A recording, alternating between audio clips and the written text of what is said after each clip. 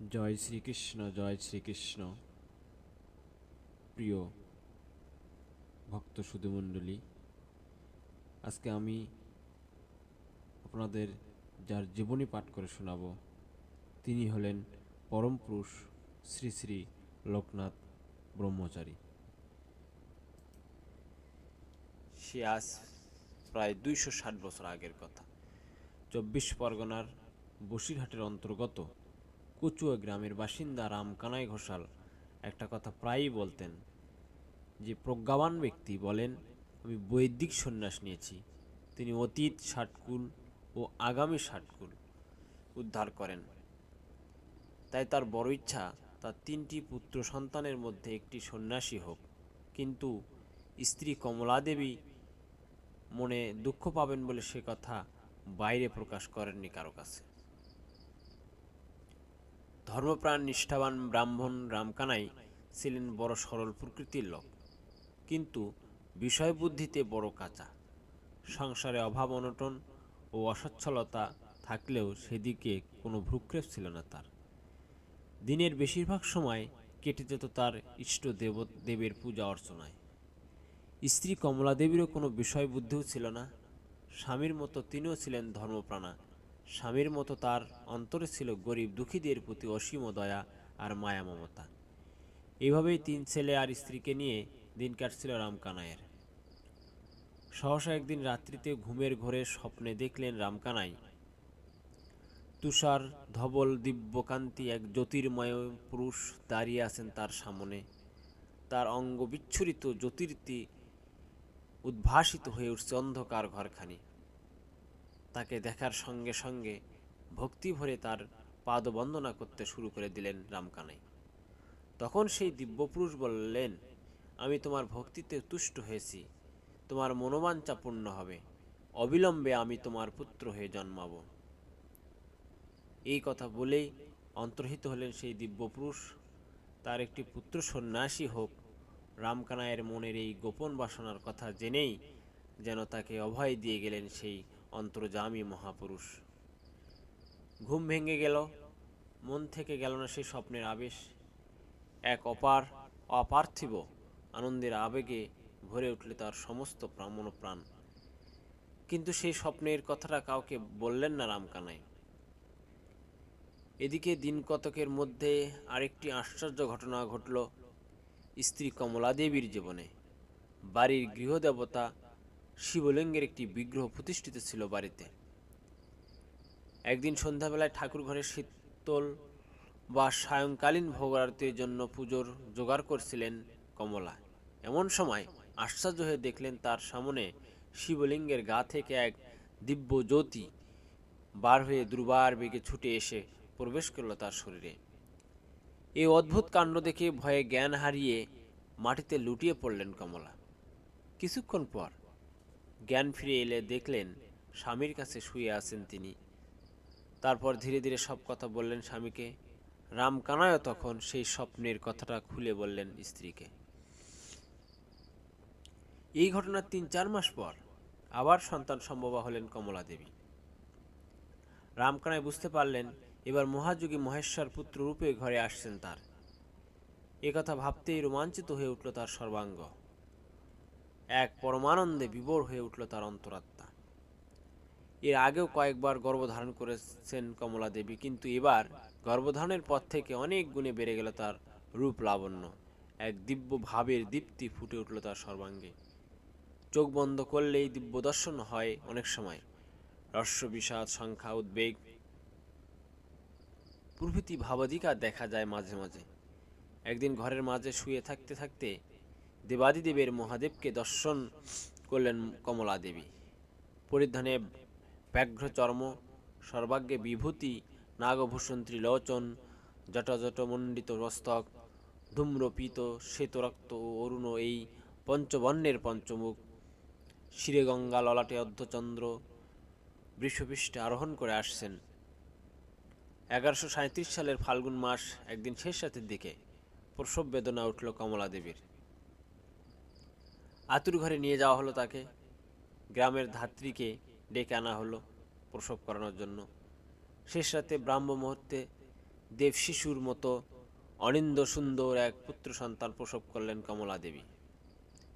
ছেলে দেখে অবাক হয়ে গেলেন রামকানাই। দেখতে দেখতে এক দিব্য ভাব জেগে উঠল তার অন্তরে।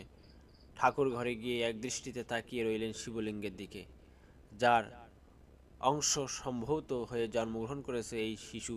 সেই দেবাদিদেবকে স্মরণ করতে লাগলেন ভক্তিভরে। দিনে দিনে বেড়ে উঠতে লাগলো শিশু। স্বাস্থ্য ও সৌন্দর্যের ঢেউ খেলে যাচ্ছে যেন দেবতুল্য এই শিশুর দেহে। পাড়াপড়শিরা যে দেখে সেই মুগ্ধ হয়ে যায়। দেখতে দেখতে ছেলে 6 মাসে পা দিতেই রামকানা একদিন চলে গেলেন পাশের গায়ের বেদজ্ঞ ব্রাহ্মণ পণ্ডিত ভগবান গাঙ্গুলির কাছে। ছেলের অন্নপ্রাশন আর নামকরণ নিয়ে কথা বললেন তার সঙ্গে। রামকানাইয়ের অনুরোধে ভগবান গাঙ্গুলি এসে শিশুকে দর্শন করেই বললেন যে লোকেশ্বর কৃপায় এই ছেলেকে পাওয়া গেছে। তারই নামে এই ছেলের নাম রাখছি লোকনাথ। নাম হচ্ছে নামী রূপ গুণবাচক। নাম উচ্চারণে নামীর রূপ অনুভব ও গুণ স্মরণ হয়ে থাকে এবং এইভাবে নামীর সত্তার উপলব্ধি হয়। কোনো বস্তুকে মনোগ্রাহ্য করার জন্য যে সাংকেতিক শব্দ প্রয়োগ করা হয় তাকেই বলা হয় নাম। ঈশ্বরী ভক্তের উপাসনাকালীন মনোগ্রাহ্য বস্তু তাকে সর্বদা অনুভব করার জন্য যে সকল সাংকেতিক শব্দ ব্যবহার করা হয় তাকে ঈশ্বরের নাম বলা হয়। ঈশ্বরের এই নাম বেদমধ্যে ওঙ্কার, পুরাণ মধ্য শিব, নারায়ণ হরি ইত্যাদি বাচক। ছেলের অন্নপ্রাশন উপলক্ষে গোটা গায়ের লোককে নেমন্তন্ন করে খাওয়ালেন রামকানাই। হাঁটতে শেখার সঙ্গে সঙ্গেই বাড়ির মধ্যে ছোটাছুটি আর খেলাধুলা করে বেড়াতে থাকে শিশু লোকনাথ। এইভাবে 4 বছর কেটে যেতেই ছেলের বিদ্যারম্ভ অর্থাৎ হাতে খড়ির জন্য ব্যস্ত হয়ে উঠলেন রামকানাই। সর্বশাস্ত্রবিদ পণ্ডিত ভগবান গাঙ্গুলির কাছে গিয়ে দিনক্ষণ দেখে দিতে বললেন ছেলের কিন্তু পড়াশোনার মতিগতি নেই।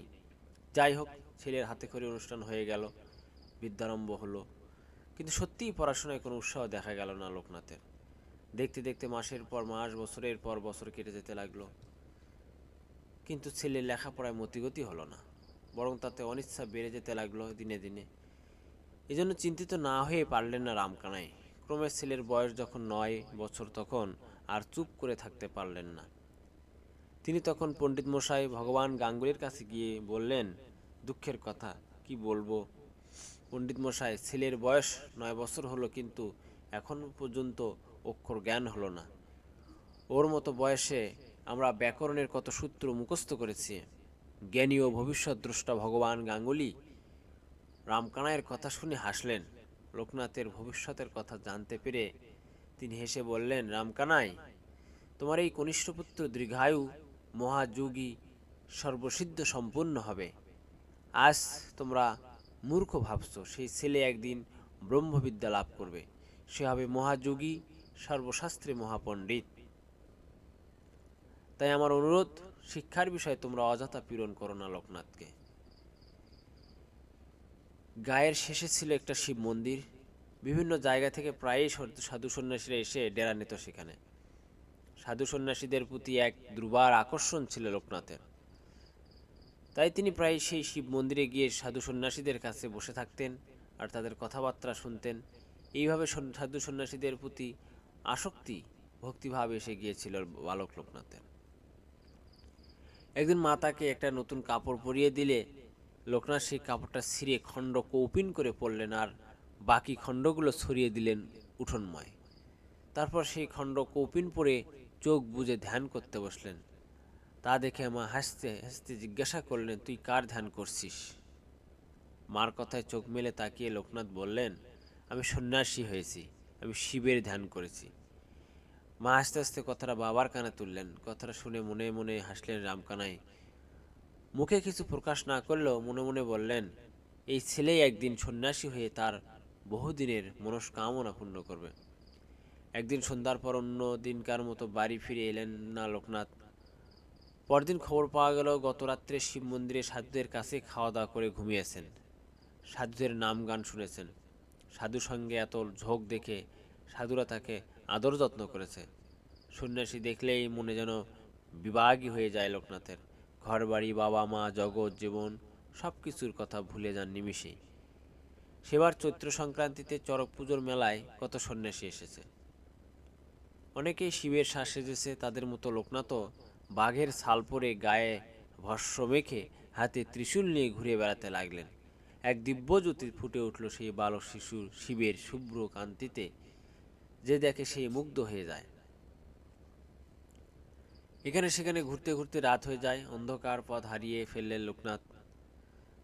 বাড়ি যেতে না পেরে একটা বটগাছের তলায় দাঁড়িয়ে কাঁদতে থাকেন। এক মনে শিবের কথা ভাবতে ভাবতে বলতে লাগলেন, হে বাবা ভোলানাথ, আমি পথ হারিয়ে ফেলেছি, আমাকে পথ দেখিয়ে দাও। এমন সময় সহসা কোথা থেকে এক জটাজুটধারী সাধু এসে দাঁড়ালেন সামনে। সাধুর শুভ্র কান্তি থেকে এক উজ্জ্বল আলোর ছটা বার হয়ে চারিদিকে আলোকিত করে তুলছে। মাথার পেছনে ঠাকুর দেবতার মতো এক গোলাকার দিব্য জ্যোতি বিরাজ করছে। পথ আলো করে নীরবে আগে আগে যেতে লাগলেন সাধু। লোকনাথ নীরবে অনুসরণ করে যেতে লাগলেন তাকে। বাড়ির কাছে আসতেই লোকনাথ দেখলেন সহসা মিলিয়ে গেল সেই সাধুর মূর্তিটি। একবার পাশের গায়ে সপ্তাহব্যাপী নাচ গান হবে শুনে সেখানে যাওয়ার জন্য বায়না ধরলেন লোকনাথ। মা তখন বললেন, অত দূরে গিয়ে কাজ নেই, ফিরতে অনেক রাত হবে, আসবি কি করে? তোর কি কোনো ভয় ডর নেই? লোকনাথ বললেন, ভয় করবে কেন? কোথাও রাত হয়ে গেলে তুমিই তো আলো হাতে লোক পাঠিয়ে দাও, সেই লোকই তো আমাকে বাড়ি পৌঁছে দেয়। লোকটাকে দেখতে ঠিক শিবের মতো। কথাটা শুনে ভয় পেয়ে গেলেন মা। ভাবলেন কোনো ব্রহ্মদৈত্য নয় তো। বললেন, সাধু সন্ন্যাসীরা তোর মাথাটা বিগড়ে দিয়েছে। সেবার জ্যৈষ্ঠ মাস শেষ হয়ে গেল, কিন্তু মেঘ বৃষ্টির কোনো চিহ্ন নেই। সারা মাস ধরে চলছে দারুণ খরা। চাষিরা হাহাকার করছে, গ্রামবাসীরা ঠাকুর দেবতাকে কত ডাকছে। ব্রাহ্মণ পণ্ডিতরা যজ্ঞ করছেন, কিন্তু কিছুতেই কিচ্ছু হচ্ছে না। আকাশে মেঘের লেশমাত্র দেখা দিচ্ছে না। রামকানায়ও চিন্তিত আর 5 জনের মতো। বালক লোকনাথ একদিন বাবাকে বললেন, আমাদের যে শিবলিঙ্গ আছেন তাকে মহাস্নান করালেই বৃষ্টি হবে, খরা যাবে। কথাটা শুনে অবাক হয়ে ভাবতে লাগলেন রামকানাই। এদিকে লোকনাথ গায়ের সবাইকে বলে এলেন, চলো সবাই আমাদের বাড়ির শিবলিঙ্গের মাথায় জল ঢালি, তাহলেই বৃষ্টি হবে, কোনো চিন্তা নেই। সঙ্গে সঙ্গে গায়ের নারী পুরুষ সবাই জলপূর্ণ পাত্র নিয়ে হাজির হলো। বালক লোকনাথ সবার আগে ওম নমঃ শিবায় বলে জল ঢালতেই অন্য সকলে জল ঢালতে লাগলো শিবলিঙ্গের মাথায়। এইভাবে জলেশ্বর শিবকে মহাস্নান করাতে সহসা ঘন কালো মেঘ দেখা দিল আকাশে। বৃষ্টি নামলো মুষলধারে। চাষিদের ও গ্রামের সকলের সব ভাবনা দূর হয়ে গেল। তাদের পরিত্রাতা বালক লোকনাথের জয় জয়কার করছে গায়ের সকলে। একদিন খেলার সময় লোকনাথ ছেলেদের একজনের হাত টেনে নিয়ে হাত দেখতে থাকেন। একটা হাত দেখে বলতে থাকেন, না, তোর ভাগ্যে সন্ন্যাসী হওয়া নেই, তোর কপাল খারাপ। সন্ন্যাসী হওয়াটা কি করে মহাভাগ্যের কথা হবে তা বুঝতে না পেরে ছেলেরা হাসাহাসি করতে থাকে। এমন সময় বেণী মাধব নামে একটি ছেলে আগ্রহের সঙ্গে হাতটা বাড়িয়ে দেয়। বলে, দেখো দেখি আমার হাতটা, আমি সন্ন্যাসী হতে চাই। লোকনাথ তার হাতটা ভালো করে দেখে বললেন, তোর সন্ন্যাসী হওয়ার যোগ রয়েছে, তোর শিব দর্শন হতে পারে। বেণী মাধব বলল, তুই যেদিন ঘর ছেড়ে সন্ন্যাস নিয়ে বেরিয়ে যাবি, আমি সেদিন তোর সঙ্গী হব, সেদিন যেন তাড়িয়ে দিস নে আমায়। লোকনাথ বললেন, ঠিক আছে, তাই হবে। আজকাল মাঝে মাঝে চোখ বুজে ধ্যান করতে বসেন লোকনাথ। একদিন তা দেখে মা জিজ্ঞাসা করলেন, অমন করে কি করছিস? লোকনাথ বিরক্ত হয়ে চেঁচিয়ে উঠলেন, আমার ধ্যানটা ভঙ্গ করে দিলে তো? চোখ বুজে ধ্যান করলেই মাথার জটা গজাবে? ছেলের বয়স 10 পার হয়ে 11য় পড়তেই কমলা দেবী একদিন রামকানাইকে ছেলের পইতে দেবার কথা বললেন। সঙ্গে সঙ্গে রামকানাই ছুটে গেলেন পণ্ডিত মশাইয়ের কাছে। আচার্য ভগবান গাঙ্গুলি রাজি হয়ে গেলেন লোকনাথের উপনয়ন সংস্কার করতে। উপনয়ন সংস্কার শেষ হতেই দণ্ডিঘরে গিয়ে দণ্ডিবেশী লোকনাথকে ভগবান গাঙ্গুলি বললেন, আর কালক্ষেপ করা উচিত হবে না লোকনাথ, চলো আমরা এখন বেরিয়ে পড়ি। লোকনাথ জিজ্ঞাসা করলেন, কোথায় যাব? ভগবান গাঙ্গুলি বললেন, গৃহত্যাগ করে তপস্যা করতে হবে, তোমাকে সন্ন্যাস আশ্রম গ্রহণ করতে হবে লোকনাথ। এরপর রামকানাই ও কমলা দেবীকে ডেকে আচার্য গাঙ্গুলি মশাই বললেন, বাবা রামকানাই, মা কমলা, আমার ওপর ঈশ্বরের যে আদেশ আছে তা এবার পালন করতে হবে, আমাদের এবার বিদায় দাও। জগতের মঙ্গলের জন্য ত্রিতাপ জ্বালা জর্জরিত অসংখ্য মানুষকে মুক্তির পথ দেখানোর জন্য, তোমাদের বংশের মুখ উজ্জ্বল করার জন্য সন্ন্যাস আশ্রম গ্রহণ করতে হবে লোকনাথকে। রামকানাই সবই জানেন, কিন্তু সবই বোঝেন। তিনি নিজেও মনে মনে প্রস্তুত হয়ে স্ত্রীকে বোঝাতে লাগলেন, আমিও জানি, তুমিও জানো, এই ছেলে লোকনাথ যে মহতী ব্রত উদযাপনের জন্য আবির্ভূত হয়েছে, যে ব্রত উদযাপন আমাদের অন্য কোনো পুত্রের পক্ষে সম্ভব নয়। ঈশ্বরের অমোঘ ইচ্ছাতেই ওর জন্ম হয়েছে, সুতরাং ওকে যেতে দাও। আচার্য গাঙ্গুলি মশাই এর ইচ্ছা ও আমার মনোবাসনা পূর্ণ হোক। এতদিনে দুঃখ করে চোখের জল ফেলে ওর যাত্রাপথে বিঘ্ন সৃষ্টি করো না। কমলাদেবী বুঝলেন, নিজের মনকে শক্ত করে নিজেকে বুঝালেন, তার ছেলে জগতের কল্যাণ সাধনের জন্য সন্ন্যাস গ্রহণ করবে, এ তো পরম সৌভাগ্যের কথা। এতে দুঃখের কি আছে? তাছাড়া তার ছেলে তো সাধারণ ছেলে নয়। তিনি ভালোভাবেই জানেন তার ছেলে মানব শিশু হলেও মহাযুগী দেবাদিদেব মহাদেবের অংশ থেকে তার জন্ম হয়েছে। দেবজ্যোতি সম্ভবত এই বালক তাদের ঘরে মানবরূপে জন্মগ্রহণ করলেও দেবকার্য তাকে সাধন করতেই হবে। উপনয়ন সংস্কার হয়েছে, কিন্তু শাস্ত্রাচার অনুসারে এখনও ভিক্ষা গ্রহণ হয়নি। গর্ভধারিণী মাকে প্রথম ব্রত ভিক্ষা দিতে হবে। তাই কমলাদেবী দণ্ডী ঘরে প্রবেশ করতে তার সামনে এসে হাত পেতে ভবতী ভিক্ষাং দেহি বলে দাঁড়ালেন লোকনাথ।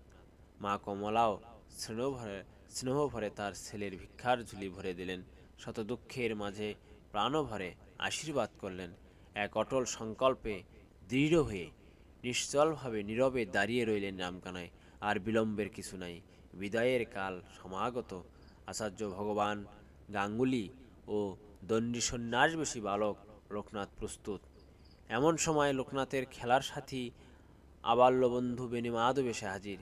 পরনে গৈরিক বসন, মণ্ডিত মস্তক, কাঁধে ভিক্ষার ঝুলি। বেণীমাধব এসে ব্যস্তভাবে বলল, লোকনাথ, আমিও তোমাদের সঙ্গে যাব, আমিও সন্ন্যাসী হব। আচার্য ভগবান গাঙ্গুলি তাকে জিজ্ঞাসা করলেন, তোমার নাম কি? কেন সন্ন্যাসী হবে? বেণীমাধব বলল, আমার নাম বেণীমাধব বন্দ্যোপাধ্যায়। লোকনাথ প্রায়ই সাধু সন্ন্যাসীদের কথা বলতো সন্ন্যাসী হলে নাকি শিব দর্শন হয়। সে আমার হাত দেখে বলেছিল, আমারও নাকি সন্ন্যাসী হওয়ার যোগ আছে। সন্ন্যাসী হয়ে গৃহ ত্যাগ করার সময় সে আমায় সঙ্গে নেবে বলে কথা দিয়েছিল। আমার বয়স 11। আজই আমার উপনয়ন সংস্কার হয়েছে। দণ্ডিঘরে আমার মা আমাকে ব্রতভিক্ষা দিতেই আমি লোকনাথের কণ্ঠস্বর শুনতে পেলাম স্পষ্ট, বেনি, আমি তোকে কথা দিয়েছিলাম যাবার সময় ডেকে নেব। আজ এখনই আমি বেরিয়ে পড়ছি, যাবি তো এখনই আমাদের বাড়ি চলে আয়। সন্ন্যাসী হতে চাস তো দেরি করিস নে, দেখবি সন্ন্যাসী হবার কি মজা। দুটি ঘটনার কি আশ্চর্য যোগাযোগ, কি অপূর্ব এক মুখিনতা। মহাজ্ঞানী সত্যদ্রষ্টা গুরু ভগবান গাঙ্গুলি তার দৃষ্টি বালক শিষ্যের দিকে একদৃষ্টে তাকিয়ে তন্ময় হয়ে ভাবতে লাগলেন, কত সরল ও পবিত্র চিত্ত এই দুটি বালক, কি প্রবল তাদের সন্ন্যাস ব্রত গ্রহণের বাসনা। দেব দর্শনের জন্য কত ব্যাকুল তাদের অন্তর। মনে মনে ঈশ্বরকে ধন্যবাদ দিয়ে বললেন, হে ঈশ্বর, তোমাকে কোনোদিন পাবো কিনা জানি না, তবে তোমার রূপ কৃপা ও করুণাতেই এদের আমি শিষ্য রূপে পেয়েছি। আমার দৃঢ় বিশ্বাস, তোমাকে আমি স্বতন্ত্রভাবে না পেলেও এদের মধ্য দিয়েই একদিন তোমাকে পাবো। এদের মধ্যেই তোমার মহিমাকে প্রত্যক্ষ করব। এদের জন্যই সার্থক হয়ে উঠবে আমার জন্ম ও জীবন। চিরদিনের মতো ঘর ছেড়ে একটি বারের জন্য পিছন ফিরে না তাকিয়ে ক্রমাগত সামনের দিকে এগিয়ে চলতে লাগলেন তিনজনে। আচার্য ভগবান গাঙ্গুলি, তার দুই বালক ব্রহ্মচারী শিষ্য লোকনাথ ও বেণীমাধব। পথ চলতে চলতে বেলা পড়ে এলো। সায়ং সন্ধ্যার আর বেশি দেরি নাই। রাত কাটাবার মতো একটা আশ্রয় দরকার, অথচ চারিদিকে শুধু শূন্য প্রান্তর, জনবসতির কোনো চিহ্ন নেই কোথাও। আরও কিছু দূর যাওয়ার পর বনের ধারে একটা পর্ণ কুঠির দেখে তার দিকে এগিয়ে গেলেন আচার্য গাঙ্গুলি। কুটিরের ভেতরে গিয়ে দেখেন কেউ নেই। বুঝলেন কোনো সাধু হয়তো এই কুটিরে বাস করেন, এখন কোথাও গেছেন। যাই হোক, সায়ং সন্ধ্যাদি কার্যের পর দুই শিষ্যকে নিয়ে বসে গায়ত্রীর অর্থ আলোচনা করতে লাগলেন আচার্য। এমন সময় কোথা থেকে এক বিরাট সাপ এসে ফণা বিস্তার করে উপস্থিত হলো তাদের সামনে। সাপটি কিন্তু কোনো ক্ষতি করল না তাদের। স্থির হয়ে একদৃষ্টে দুই বালক ব্রহ্মচারীর দিকে অনেকক্ষণ ধরে তাকিয়ে থাকার পর তিনবার প্রদক্ষিণ করল তারপর আপনা থেকেই কুটির থেকে বেরিয়ে ঘন বনের মধ্যে অদৃশ্য হয়ে গেল। সত্যদ্রষ্টা আচার্য বুঝলেন, এই নাগরাজ হয়তো সর্পদেহধারী কোনো দিব্য পুরুষ। এই নাগরাজের আকস্মিক আবির্ভাব ও অন্তর্ধানের ঘটনায় তাদের সর্বদেহ রোমাঞ্চিত ও সমগ্র অন্তর আলোড়িত হয়ে উঠল। পরপর 12 দিন শিষ্যদের নিয়ে সেই কুটিরেই কাটিয়ে দিলেন আচার্য ভগবান গাঙ্গুলি। সাধারণত 12 বছর গুরুগৃহে থেকে ব্রহ্মচর্য শিক্ষা করাই হলো শাস্ত্রবিধি। তারপর গুরুগৃহ থেকে ব্রহ্মচর্যের গার্হস্থ্য জীবন প্রবেশ করতে হয়। এই 12 দিনে ব্রহ্মচর্য শিক্ষা শুরু হলো লোকনাথ আর বেণীমাধবের। 12 দিন পর আচার্য তাদের ডেকে বললেন, তোমাদের ব্রহ্মচর্য শিক্ষার এই সূচনা হলো মাত্র। গার্হস্থ্য জীবনে তোমরা তো আর ফিরবে না, তাই বাকি জীবনটায় ব্রহ্মচর্য শিক্ষা করে যেতে হবে তোমাদের। কিন্তু কি আশ্চর্যের কথা, এই 12 দিনের প্রতিদিনই যখন গায়ত্রী মন্ত্র নিয়ে আলোচনায় বসেছেন তারা, তখনই সেই নাগরাজ তাদের সামনে এসে উপস্থিত হয়েছে এবং কিছুক্ষণ স্থির হয়ে শোনার পর আপনা থেকেই বনের মধ্যে অদৃশ্য হয়ে গেছে। যেদিন ওরা কুটির ছেড়ে যাবার জন্য প্রস্তুত হলেন, সেই দিন কুটিরের অধিকারী সাধু এসে উপস্থিত হলেন। কথা প্রসঙ্গে সেই সর্পরাজের কথা তাকে জানানো হলো। তা শুনে বিস্মিত হয়ে সাধু আচার্য ভগবানকে বললেন, আপনার এই 2 শিষ্য খুবই ভাগ্যবান। আমি ওই নাগরাজের দর্শনের আশায় এখানে এই কুটির বেঁধে 12 বছর ধরে বাস করছি, কিন্তু আজ পর্যন্ত তার দর্শন আমার ভাগ্যে ঘটল না। আসলে ওই নাগরাজ হচ্ছেন এক দিব্যজ্ঞানী মহাপুরুষ, স্বেচ্ছায় সর্পদেহ ধারণ করে সাধকদের কৃপা করবার জন্য বিচরণ করছেন। কোনো সুকৃতির জোরে তার দর্শন ও কৃপা লাভ আপনাদের ভাগ্যে ঘটল তা বুঝতে পারছি না। এবার কুটির থেকে বিদায় নিয়ে গঙ্গার তীর ধরে ক্রমাগত এগিয়ে চললেন তারা। অবশেষে একদিন মহাজাগ্রত শক্তিপীঠ কালীঘাটে এসে উপস্থিত হলেন। সেকালে কালীঘাট ছিল ঘন জঙ্গলে ভরা। অদূরে মহাশ্মশান, কালীগঙ্গার তটে নির্জন কালী মন্দির।